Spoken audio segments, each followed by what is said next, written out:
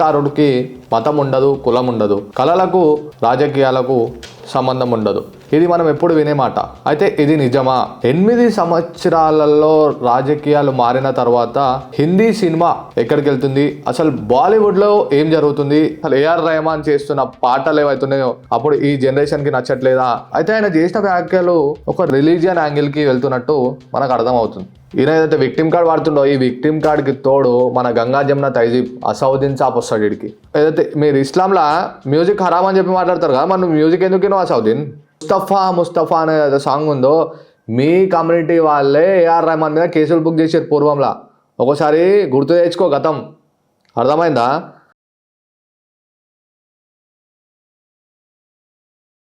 ఆడరాక పాత గజ్జలు అన్నట్టు ఉన్నది ఏఆర్ రెహమాన్ చేసిన వ్యాఖ్యలు. అయితే ఇవాళ మనం టాపిక్ వచ్చేసి ఏఆర్ రెహమాన్ కాంట్రవర్సీ ఏదైతే నడుస్తుందో, పవర్ షిఫ్ట్, కమ్యూనల్ అని చెప్పి ఏదైతే మాట్లాడుతున్నాడో దానిపైన మాట్లాడే ప్రయత్నం చేద్దాం మనం ఇవాళ. అయితే బాలీవుడ్ లో పెద్ద పెద్ద సింగర్స్ ఉన్నారు.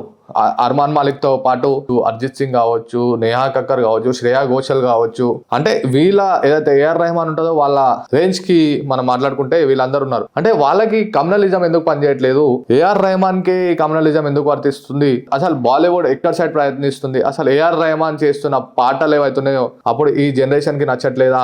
నమస్తే, వెల్కమ్ టు చిత్రగుప్త్, నేను వర్మ. ఒక పెద్ద పొజిషన్లో ఉండి ఒక కమ్యూనల్ స్టేట్మెంట్ ఇస్తే అదొక స్టేట్మెంట్ లాగా వెళ్ళిపోతే ఏఆర్ రెహమాన్, అది ఒక నరేటివ్ బిల్డ్ అయిపోయింది ఇప్పుడు మొత్తం ఇండియాలో. ఒకసారి మాట్లాడేటప్పుడు తూచి మాట్లాడేటట్టు ఏది పడితే గల్ల బాణాలు వేస్తా అంటే ఇది ఇండియాలో నడవదు. అయితే మనం ఒక ప్యాటర్న్ గురించి మాట్లాడితే బాలీవుడ్ ఒక ప్యాటర్న్ మీద నడుస్తుంది. అదే ఈ బాలీవుడ్ కి ఈ ప్యాటర్న్ కొత్త కాదు, ఎప్పటి నుంచో నడుస్తుంది ఇది. ఆ ప్యాటర్న్ ఎట్లుంటది అంటే, ఎప్పుడైతే కెరియర్ పీక్ లో ఉంటుందో, అంటే ఒక పెద్ద హిట్ వచ్చినప్పుడు టాలెంట్ తోటి వచ్చినాం మేము పైకి, హార్డ్ వర్క్ తోటి వచ్చినాం, హానెస్టీ తోటి వచ్చినాం అని మాట్లాడతారు. ఏదైతే బ్రేక్ డౌన్ ఒకటేసారి బ్రేక్ డౌన్ వస్తాయి, ఫ్లాప్లు వస్తాయి, ఇలా ఏరెంట్గా ఫ్లాప్ స్లో డౌన్ పడతా ఉన్నప్పుడు నా వెనకాల గ్యాంగ్లు నడుస్తున్నాయి, గ్యాంగ్లు నన్ను దొక్కేస్తున్నారు, బాయ్కాట్ అనే పదం వినిపిస్తుంది మనకి. ఇంకోటి ఏంటంటే రాజకీయాలు చేస్తున్నారు నా వెనకాల, అందుగురించే నేను ఎదుగుతలేను అని మాట్లాడతారు. అంటే మంచిగా ఉన్నప్పుడు ఏమో పెద్ద నేనే తోపు అని చెప్పి మాట్లాడుకుంటారు.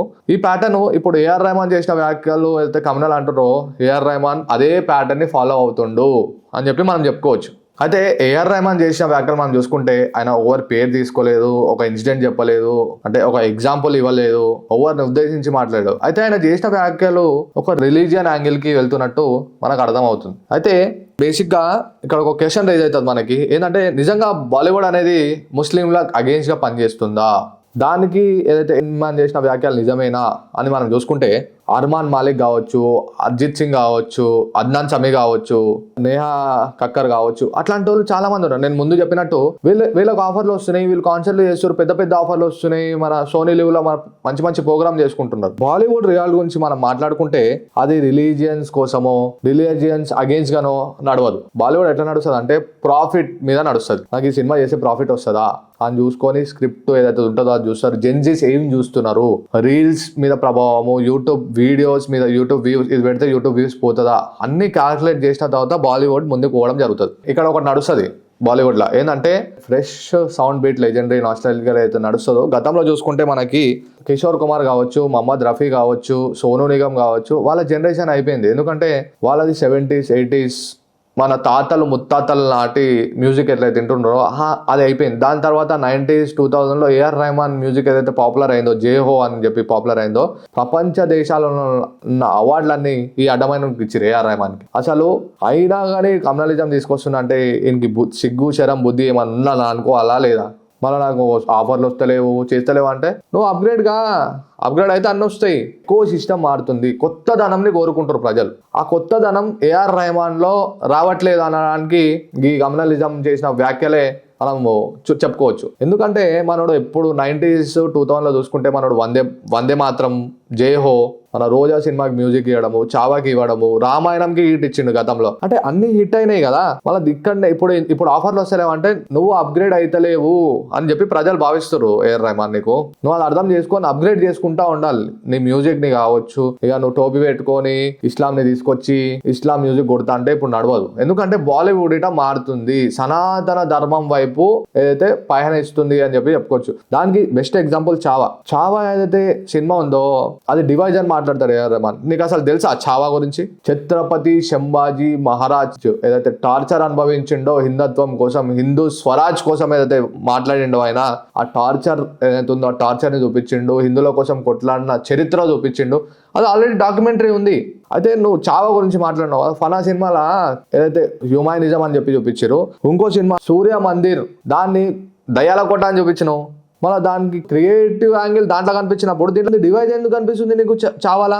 నీకు సిగ్గు శరం ఉన్నప్పుడు నువ్వు రామాయణం అంత మీద మెగా ప్రాజెక్టు నీకు ఇచ్చి పెద్ద హిట్ చేసినావు, అప్పుడు కమ్యూనలిజం నీకు ఎందుకు కనిపించలే? ఇప్పుడు ఎందుకు కనిపిస్తుంది? అంటే నీకు ఒకటేసారి బ్రేక్ డౌన్ రాగానే విక్టిమ్ కార్డ్ వాడుతున్నావు అనువేడా.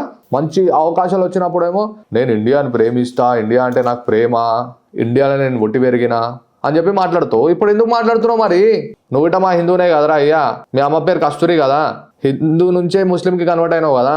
నువ్వు చెప్పుకుంటా పోతే మస్తు కాంట్రవర్సీలు నేను మీదే. మీ సొంత కూతురు మీదనే నువ్వు బుర్కా వేసుకున్నావు అని చెప్పి ఏదో కాంట్రవర్సీ వచ్చింది గతంలో.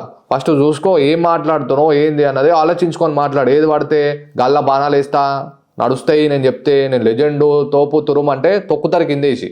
అయితే ఈయన ఏదైతే విక్టిమ్ కార్డ్ వాడుతుండో ఈ విక్టిమ్ కార్డ్కి తోడు మన గంగా జమున తైజీబ్ అసౌద్దీన్ సాబ్ వస్తాడు వీడికి. ఒక ప్రముఖ ఛానల్లో ఆమె ఒక యాంకర్ అడిగిన క్వశ్చన్ ఏంటంటే, ఏఆర్ రెహమాన్ చేసిన వ్యాఖ్యలు మీరు ఎట్లా చూస్తున్నారు, మీరు దానికి సమర్థిస్తారా అని చెప్తే మనం మాట్లాడితే మనోడు ఏమంటాడంటే, నీకు ఎక్స్ట్రాడినరీ కావాలి, ఎక్సలెంట్ కావాలి, పెద్ద మంచి సినిమా హిట్ కావాలంటే మీరు ఏఆర్ రెహమాన్ దగ్గరికి రావాలి, ఏఆర్ రెహమాన్ మ్యూజిక్ మస్తు ఉంటుంది, నేను ఇప్పుడు వింటలే ఫస్ట్ వింటుండే అని చెప్పి మాట్లాడుతుండు. అంటే ఏదైతే మీరు ఇస్లాంలో మ్యూజిక్ హరామ్ అని చెప్పి మాట్లాడతారు కదా, మనం మ్యూజిక్ ఎందుకు వినవా సౌదీన్? ఎక్స్ట్రాడినరీ కావాలి అది కావాలా అంటే ఏదైతే నీకు ఇస్లామిక్ సంబంధించిన బ్యాక్గ్రౌండ్ మ్యూజిక్లో కొడతారు అది దాంట్లో తీసుకొచ్చి కలుతాడు. ముస్తఫా అనే సాంగ్ ఉందో మీ కమ్యూనిటీ వాళ్ళే ఏఆర్ రెహమాన్ మీద కేసులు బుక్ చేసారు పూర్వంలో. ఒకసారి గుర్తు తెచ్చుకో గతం, అర్థమైందా? ముస్తఫా డోంట్ వరీ ముస్తఫా అన్నది ఏదైతే ఉందో తెలుగులో రాసిండు ఆయన, తెలుగు దాంట్లో రాసిండు, దానికి పెద్ద రచ చేసిరు. ఇప్పుడు ఎక్స్ట్రాడినరీ కావాలి అది కావాలని చెప్పి ఇప్పుడు నువ్వు మాట్లాడుతున్నావా? ఏం దొరకలే నీకు, ఇదే దొరికింది. ఎప్పుడు రావాలి, ఎప్పుడు పబ్లిసిటీ రావాలి, మీడియా ముంగట రావాలి, మీడియాకు ఒక స్టేట్మెంట్ ఇవ్వాలి, కాంట్రవర్సీలా రావాలి, అంతేనా అనేది.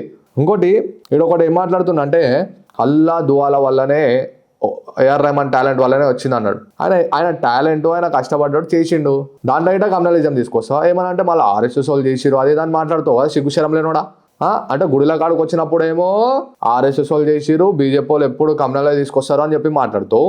అయితే ఏఆర్ రెహమాన్కి సపోర్ట్ చేసుకుంటా ముస్లింలు అవి చెప్పి ముస్లిం అని చెప్పి నువ్వు ఇప్పుడు ఏం మాట్లాడుతున్నావు? ఎక్స్ట్రాడినరీ కావాలి అలా దువాలు ఉండాలని చెప్పి మాట్లాడుతున్నావు. నీ సిగ్గుశరం లేనోడా, అసలు నీకు తెలుగునదా ఏం మాట్లాడుతున్నావు?